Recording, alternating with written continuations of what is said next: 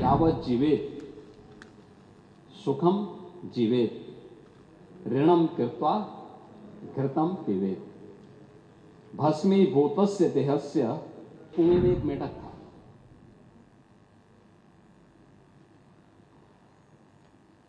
कुएं में पड़ा था, वहीं पैदा हुआ था, उसने दुनिया नहीं देखी थी।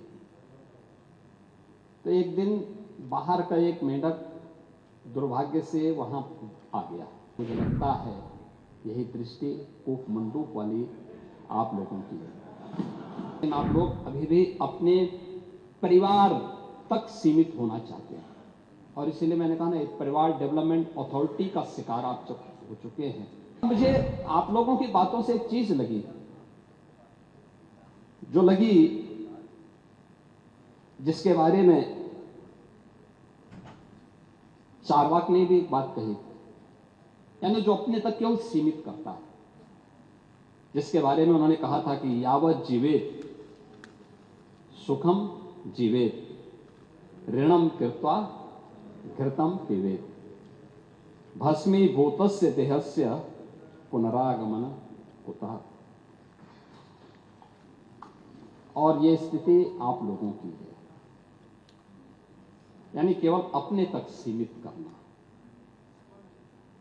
आपका परिवार डेवलपमेंट अथॉरिटी भी उसी का नमूना है।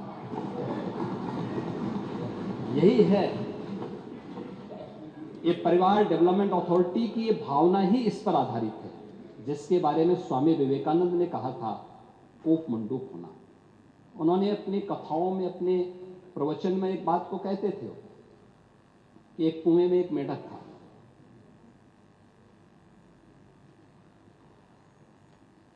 कुएं में पड़ा था, वहीं पैदा हुआ था, उसने दुनिया नहीं देखी थी। तो एक दिन बाहर का एक मेढक दुर्भाग्य से वहां आ गया। तो उसने पूछा, कहां से आए हो? उसने कहा, मैं समुद्र से आया हूं। कहा, समुद्र कैसा है? उसने कहा, बहुत बड़ा है। कहा, कितना बड़ा? तो उसने छलांग लगाई। तो कुएं की तो छलांग सीमित ही होगी। उसने कहा, क्या इससे बड़ा? उसने कहा, इससे भी बड़ा। उसने एक और छलांग लगाई। कहा, इससे भी बड़ा? कहा, इससे भी बड़ा। कहा, तुम झूठ बोलते हो। और मुझे लगता है यही दृष्टि कूप मंडूक वाली आप लोगों की है। दुनिया आगे बढ़ रही है, एक प्रतिस्पर्धा चल रही है, लेकिन आप लोग अभी भी अपने परिवार तक सीमित होना चाहते हैं। और इसलिए मैंने कहा ना, एक परिवार डेवलपमेंट अथॉरिटी का शिकार आप हो चुके हैं। प्रदेश को भी आप वहीं ले जाना चाहते हैं। क्या स्थिति थी 2017 के पहले? 2017 के पहले क्या नहीं है उत्तर प्रदेश में? क्या नहीं था? क्या नहीं था उत्तर प्रदेश में? खन्ना जी ने कल प्रातः संकल्प रखा था, तो उस समय उस संकल्प में उन्होंने कुछ बातें कही थी। कहां थे हम 1947 तक भी, 1950 में भी, 1960 में भी, और कैसे हम लगातार गिरावट की तरफ गए। ये डिटोरेशन, इसका कारण क्या था? 1990 के बाद क्या स्थिति थी?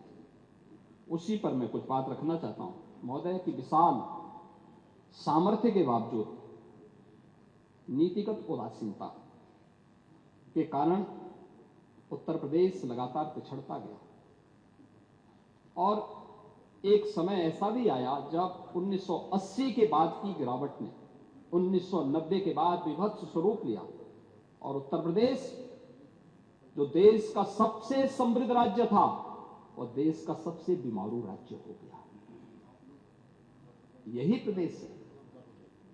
योजनाएं बनती थी, घोषणाएं होती थी, लेकिन उनमें न इच्छा शक्ति थी, न पारदर्शिता थी, न क्रियान्वयन का संकल्प ही था।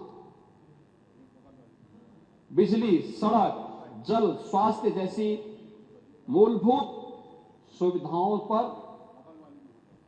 सरकार की उदासीनता, युवाओं को रोजगार नहीं, किसानों को राहत नहीं, और निवेशकों को भरोसा नहीं। अपराध और अराजकता का बोलबाला था। प्लान की पीड़ा,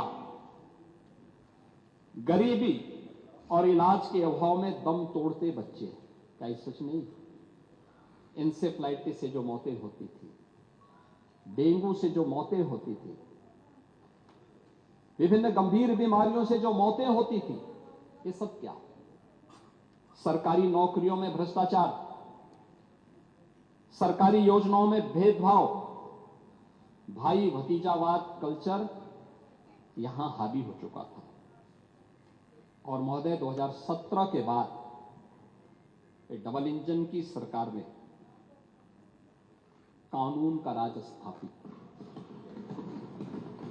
अपराध और अपराधी के प्रति जीरो टॉलरेंस, उद्योगों के लिए सुरक्षित वातावरण और निवेशकों का ड्रीम डेस्टिनेशन, जल थल नभ की बेहतरीन कनेक्टिविटी, एक्सप्रेसवे, एयरपोर्ट, मेट्रो से जुड़ा, किसानों के खातों में सीधे सहायता जाना, युवाओं के हाथों में कौशल और रोजगार,